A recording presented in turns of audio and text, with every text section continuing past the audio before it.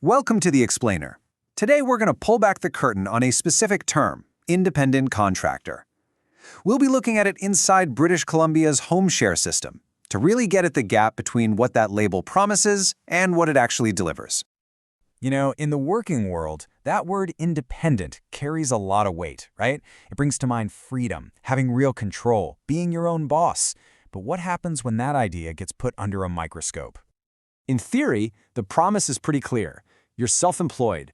You decide how the work gets done, you're in charge of the process, and you're really only responsible for the final outcome. That's the very foundation of what it means to be independent. Okay, but here's where it gets complicated. What happens when that official legal label runs headfirst into the reality of the contracts? Let's actually dig into the documents that run the home share system and see what's really going on. And believe it or not, this isn't even the whole rulebook. This is just the list of schedules, kind of like the chapter list, from one single standard agency agreement.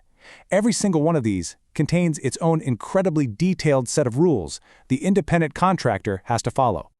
All right, let's really break this down. We're going to put the core ideas of independent side by side with some actual clauses we found in multiple agency contracts. This is where you can see the theory just completely collide with the practice.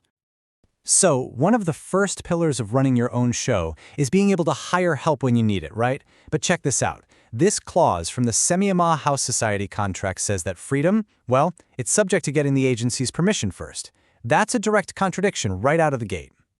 Now here's a really crucial point. An independent contractor is supposed to be responsible for the result, not for the day-to-day process. But this clause demands compliance with direct orders on exactly how to do the work.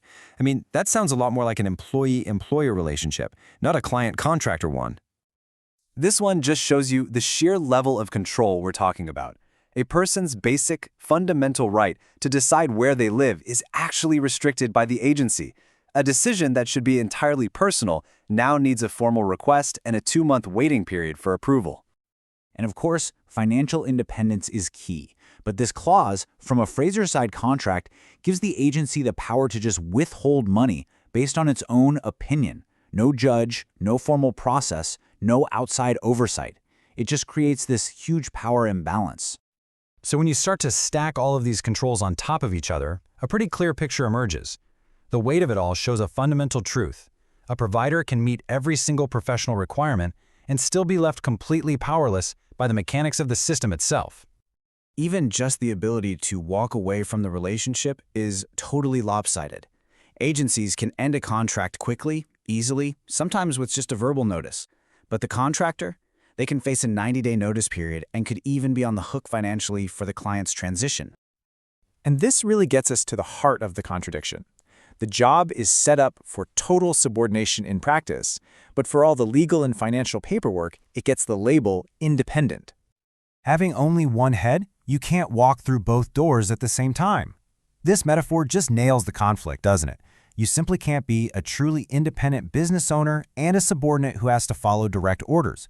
It's impossible to be both at once. So what's the big takeaway here? What does this deep contradiction actually accomplish? You have to ask, why would a system be designed this way? And it seems the answer is that the independent contractor status is being used as a tool. It's a legal label that's applied to shift liability and financial risk away from the agency and put it all squarely on the individual provider.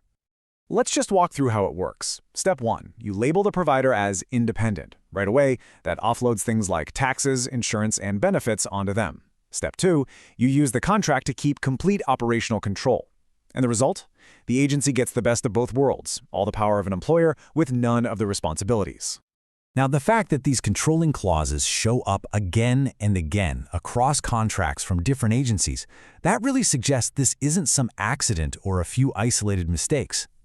It points to a structural design, a design that seems to prioritize making things convenient for administrators and managing risk for the agencies way more than it prioritizes the actual autonomy of its providers. And that really is the question that sits at the very heart of this myth of independence. It forces all of us to ask, what is the real purpose of this structure, and whose interests does it ultimately protect?